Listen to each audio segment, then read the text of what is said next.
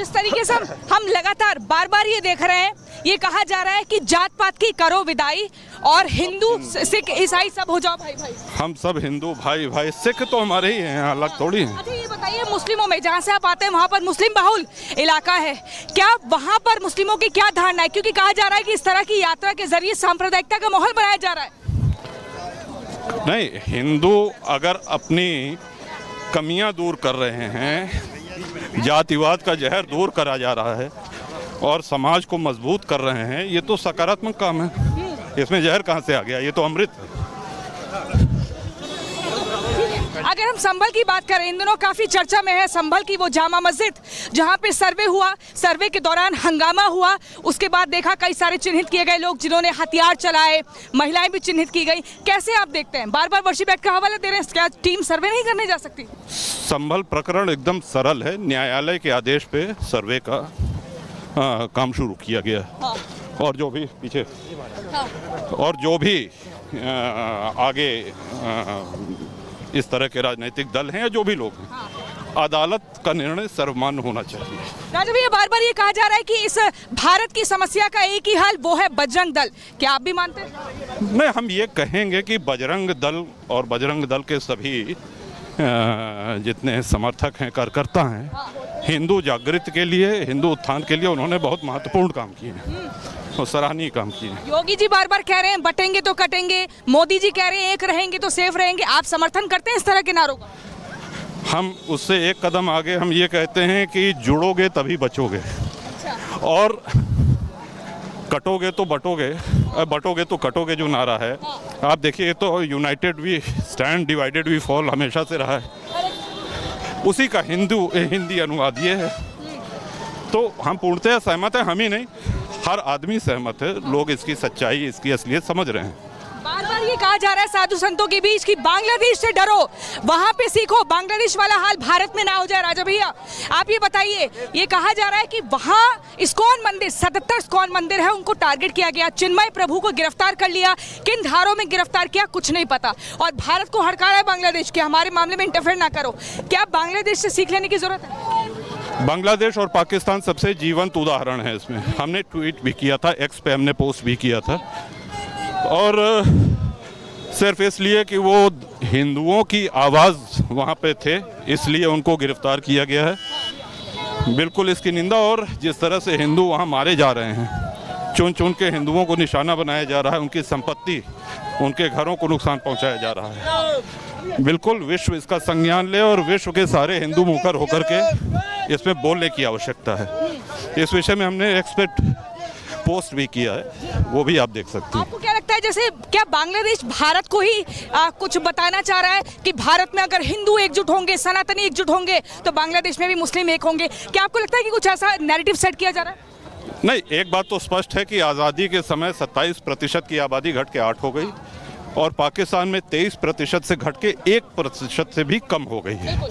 तो हिंदू वहाँ मारे जा रहे हैं, उनका बलपूर्वक धर्म परिवर्तन किया जा रहा है, भगाए जा रहे हैं। तो ये तो सच्चाई है। पाकिस्तानी हिंदुओं का हाल आप देखिए क्या है। तो हिंदू होने के कारण ही उनको टारगेट किया जा रहा है। तो इसीलिए इन ऐसी यात्राओं की, इनकी उपयोगिता, इनका औचित्य और बढ़ जाता है, इनकी प्रासंगिकता बढ़ जाती है। राजू भाई, साधु संतों में कहा जा रहा है कि 20% अगर आबादी उनकी मंदिरों में पत्थर फेंक रही है, हथियार चला रही है, यात्राओं में लोगों को डरा रही है, अगर 50 हो जाएंगी तो बहन बेटियों को घर से निकाल कर ले जाएंगे और लव जिहाद करेंगे। आप इसको लेकर क्या कहते हैं? हमने इस इंटरव्यू के पहले ही कहा था कि भारत इस रूप में है, एक लोकतंत्र के रूप में, वो इसीलिए है क्योंकि हिंदू बाहुल्य है और इसीलिए ये एक सेक्युलर कंट्री है।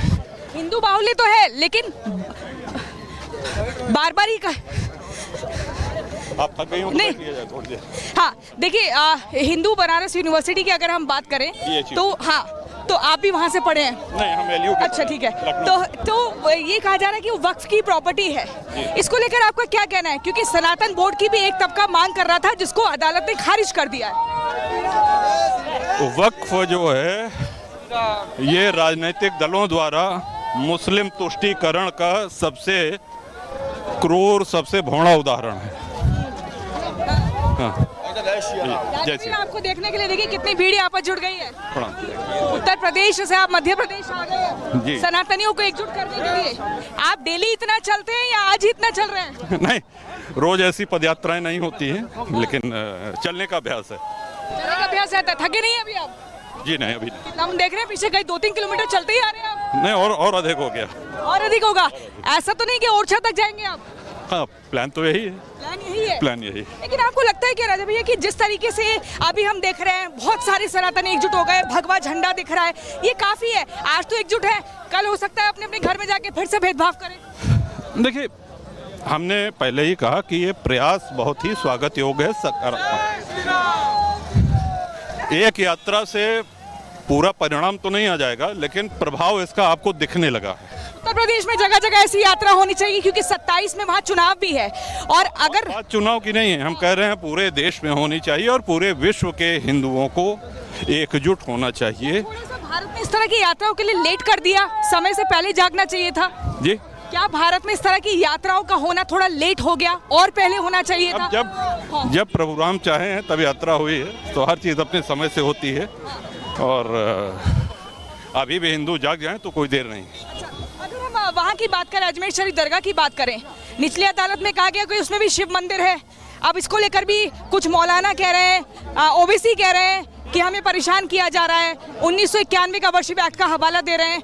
क्या है मतलब, क्या सर्वे अगर कर... अजमेर की हमने कोई खबर पढ़ी नहीं है तो वहाँ पे हम टिप्पणी नहीं कर सकते हैं, लेकिन अगर कोर्ट किसी भी मंदिर में या मस्जिद में कहीं सर्वे का हो तो कोर्ट का आदेश सर्वमान्य होना चाहिए। अच्छा, कुछ नारे यहाँ पर ये सुनाई दे रहे हैं कि तेल लगाओ डाबर का, मिटा दो सारी जो इमारतें हैं बाबर की। इस तरह की नारों को जब आप सुनते हैं तो क्या लगता है? नहीं, आप एक जय श्री राम, जय सिया राम और जात पात की करो विदाई, हम सब हिंदू भाई भाई, यही प्रमुख भावना। अंतिम सवाल, आप क्या मानते हैं कि क्या संदेश युवाओं को देना चाहिए, आज की पीढ़ी को क्या बताना चाहिए, और उन राजनीतिक पार्टियों को जो जाति के नाम पर लोगों को बांटने का काम करती है, नफरत फैलाने का काम करती है ताकि उनको वोट बैंक मिले, ऐसे लोगों के लिए आपका क्या संदेश? आखिरी सवाल। ऐसे लोगों का ही ये यात्रा और ऐसे कार्यक्रम सही जवाब है।